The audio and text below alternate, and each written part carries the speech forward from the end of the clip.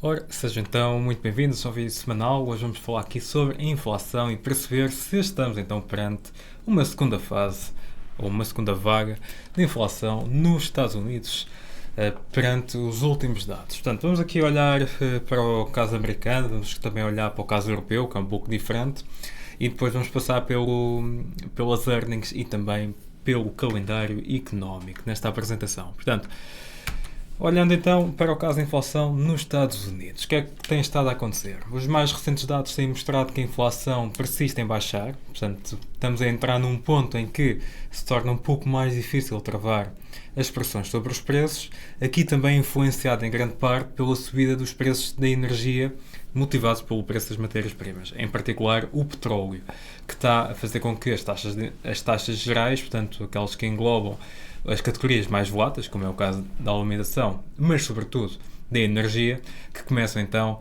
a mostrar novas pressões sobre os preços. Mas não é só. Se nós olharmos aqui para os dados sobre a inflação nos serviços, portanto, podemos aqui medir através destes dois indicadores, que é o CPI dos serviços, como é óbvio, mas também o CPI excluindo o shelter, portanto, excluindo também aqui uma vertente muito grande do imobiliário, que tem sido um dos drivers para a pressão sobre os preços, como temos vindo a observar ao longo dos últimos meses. Aliás, ao longo deste ano, principalmente. Portanto, nós ao longo deste ano já percebemos que é o imobiliário e os serviços que têm acumulado as pressões todas sobre os preços, e têm sido esses dois setores que precisam de ser arrefecidos mais para que a inflação comece então a descer novamente a um ritmo mais acelerado. Se nós olharmos aqui, portanto, para o primeiro gráfico de cima, vemos que existe realmente uma grande recuperação do CPI de serviços, excluindo a habitação, e vemos que, consequentemente, temos também uma variação não tão grande como neste primeiro indicador, mas temos uma variação também grande no CPI de serviços. Aqui em baixo, quando olhamos para o CPI de serviços, excluindo a habitação, portanto, a cinzento, vemos que começa a existir aqui um dado curioso, que é uma divergência entre os dados do ISM referentes aos preços pagos nos serviços. É verdade que o ISM acaba de ser uma ferramenta muito importante, uma vez que não só temos acesso ao indicador composto, que é o ISM de serviços, como também os subíndices, que é este caso em particular que estamos aqui a ver.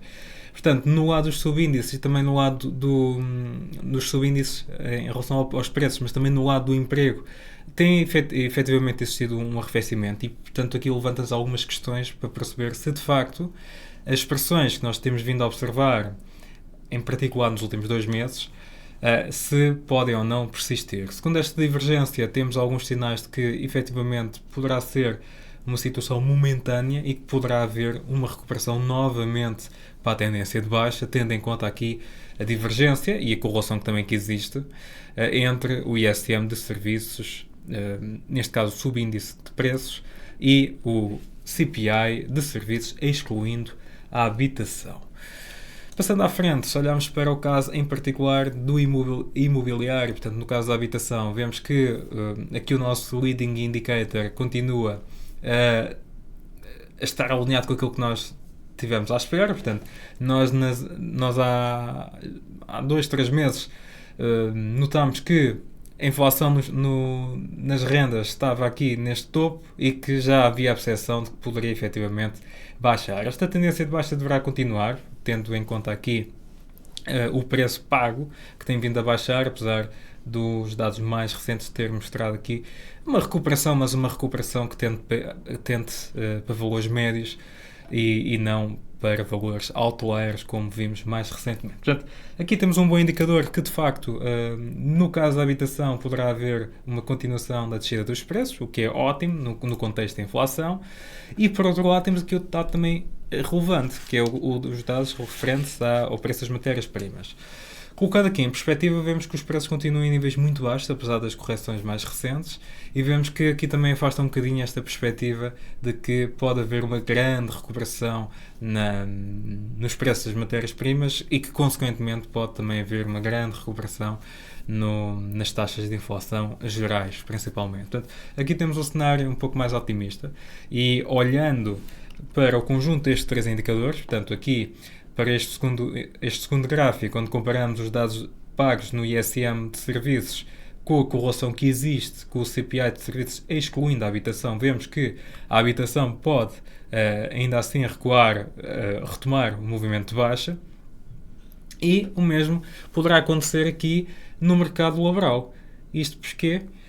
Porque aqui temos portanto, o leading indicator a dar sinais de que pode, portanto, haver uma continuação do movimento então de baixa a curto e médio prazo. Ao mesmo tempo, quando olhamos para o preço das commodities, conseguimos ver aqui que existe efetivamente ou não existe, na verdade, muitas pressões sobre os preços, o que naturalmente não vai afetar grande parte as taxas de inflação.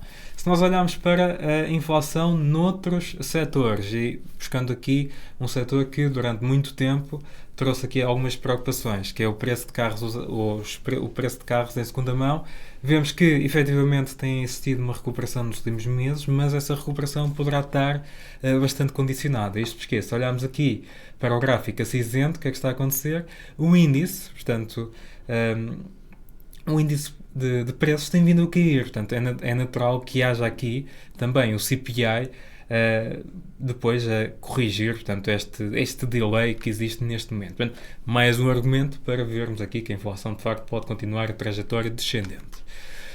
Outro ponto relevante em que não tratamos diretamente a inflação, mas indiretamente podemos tratar aqui da inflação, que é as vendas a retalho.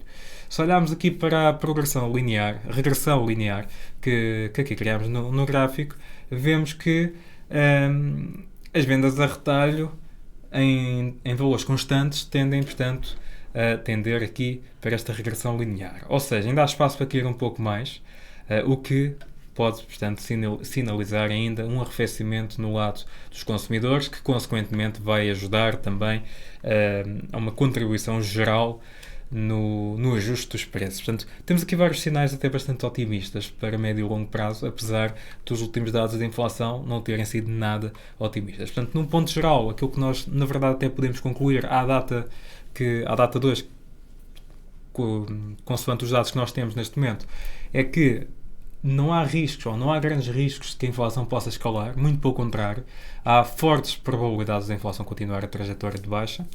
O que acontece é que, lá está, naturalmente que existem ainda alguns setores com maior resistência a estas pressões de baixa e temos, consequentemente, também esta recuperação no preço das matérias-primas, onde o petróleo já subiu ou anda há 3 meses consecutivos a subir e que faz com que, naturalmente, depois a taxa de inflação não seja indiferente a estas subidas e haja aqui um pouco de pressões, mas pressões que até pelos membros da Fed e até outros membros de outros bancos centrais já foram um pouco relativizadas, uma vez que são impactos que se espera que tenha um efeito de curto prazo.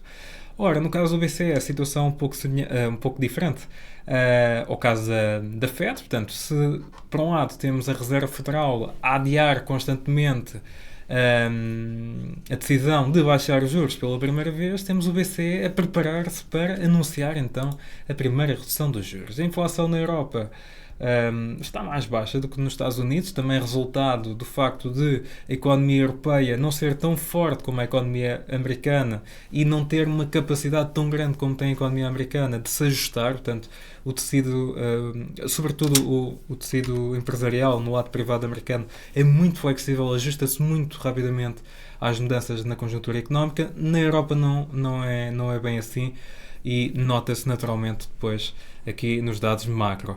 Ora, a inflação tem vindo a baixar, apesar de continuar em níveis altos em comparação com aquilo que é os níveis desejados, portanto os 2%. Vemos que temos aqui um dado positivo, que é o custo nominal dos salários tem vindo a baixar, apesar de ainda estar ligeiramente acima da média, mas tem vindo a baixar, o que nos dá aqui uma perspectiva até bastante otimista sobre a trajetória também de baixa nos preços. Em simultâneo, temos também os dados sobre a indústria e os serviços, principalmente a indústria, em que é possível ver que a indústria continua muito fraca e a indústria alemã, principalmente, com dificuldades em recuperar. Neste momento, o primeiro corte dos juros aponta para que aconteça em junho, portanto, as probabilidades há bem pouco tempo apontavam para 70% e agora já estão em 90% depois das declarações do Lagarde após a última decisão do BCE, que ficou marcada como uma inalteração das taxas de juros, mas a conferência de imprensa foi extremamente dovish e por isso é que também tivemos uma reação bastante fraca do euro em relação às principais moedas, nomeadamente ao dólar. Portanto, neste momento o mercado prevê ainda mais 3 cortes dos juros este ano, portanto, no total 4 cortes de 25 pontos. Obviamente que estas projeções dependerão muito também da evolução da inflação e de outros indicadores. Portanto, é aqui importante que não tenhamos aqui esta possibilidade de cortes como um dado adquirido.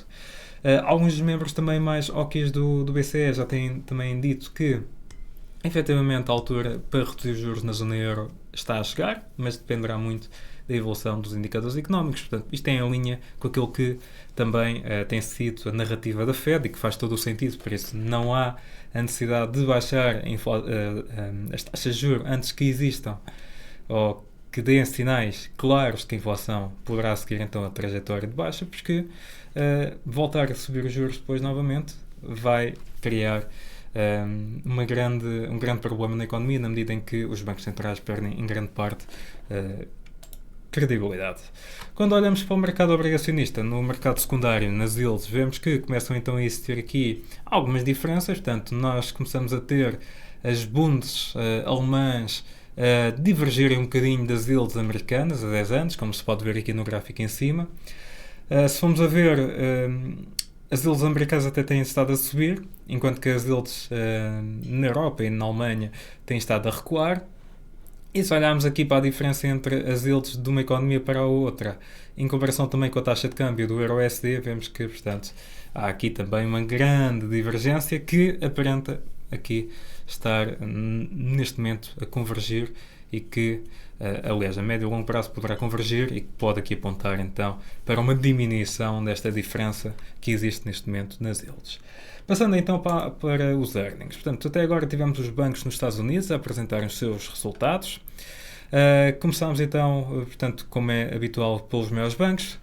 Do modo geral, não foram earnings maus, ou não têm sido earnings maus. Temos o Citigroup a apresentar resultados um pouco mais fracos do que os seus pares e também, consequentemente, tem-se refletido no desempenho das ações do banco, mas o setor financeiro continua aqui a beneficiar muito deste ambiente de taxas de juros mais elevados. Se olharmos aqui para a evolução dos depósitos e para a evolução dos empréstimos, vemos que de facto há um abrandamento, resultado também do arrefecimento da atividade económica, até aqui perfeitamente natural, e que o número e os depósitos, a evolução dos depósitos está a aumentar, portanto, à medida também que a incerteza aumenta um pouco, também com as questões geopolíticas. Depois temos aqui a questão, e este é, na verdade, na banca, é o grande fator de risco, é aquilo que em 2008 marcou um pouco o mercado e que continua a ser o bicho-papão para o setor, que é o risco de crédito mal parado. Neste momento, apesar da conjuntura económica incerta e as condições mais apertadas financeiras, vemos que ainda assim os bancos continuam a estar longe de ter aqui riscos de grandes provisões para os empréstimos, portanto o crédito mal parado, portanto, o que é um bom sinal também. Em termos de earnings para esta semana, vamos ter aqui não só bancos, portanto vamos ter aqui empresas também que são importantes. Já tivemos a United Health a apresentar os resultados e resultados bons e a fazer com que as ações disparassem bastante. E vamos ter, portanto, Netflix, vamos ter aqui semicondutores, vamos aqui ter Goldman Sachs, vamos aqui ter American Express, Johnson & Johnson, etc. Temos aqui empresas de vários setores, portanto, desde os empresas de crescimento, setores defensivos e setor financeiro, setor de saúde, etc. E vai ser, portanto, importante. Já em termos de calendário económico, é que não temos assim grandes dados. Se formos a ver, não é uma semana tão preenchida como foram as últimas. Para o resto da semana vamos ter dados, portanto, sobre a economia americana, mas são dados que portanto, não são dados que possam ter assim grande impacto, na sua maioria são dados semanais. Na sexta-feira vamos ter aqui dados de inflação no Japão, uma vez que as últimas declarações dadas esta madrugada até apontaram para uma posição dovish e novamente a apoiar um ien fraco, uma vez que vários membros do do Banco do Japão referiram que o banco não tem pressa para alterar radicalmente a atual política monetária e por isso aqui também novamente um tom mais de óbvios. O gráfico ou o calendário que eu aqui tenho, portanto, é uma projeção sobre cortes e aumentos dos juros nos bancos centrais. Portanto, aqui aumentos só temos mesmo para o Banco do Japão, mas depois temos aqui para os outros principais bancos, portanto, a zona euro, para o Banco Central da Suécia, Canadá, Reino Unido, Nova Zelândia, Suíça também. Portanto, é aqui o calendário neste momento, segundo as projeções que temos. Não temos aqui os Estados Unidos porque as projeções neste momento estão muito incertas e por isso não é fácil de dar uma data certa sobre quando é que poderá acontecer. Aqui, só em jeito de conclusão, portanto, se olharmos para os principais mercados, eu aqui selecionei 4 classes de ativos diferentes. Portanto, no lado obrigacionista vemos que as T-Note têm vindo a recuar devido então aos últimos dados. A Bitcoin, que se aproxima do halving, tem vindo a recuar também devido aos desenvolvimentos geopolíticos que estão a afetar muitos ativos de risco, não só as criptomoedas, mas como também os índices, como podem ver aqui no S&P. E à medida que os índices entram em sell-off, o que é que nós temos tido? O que é que nós temos observado?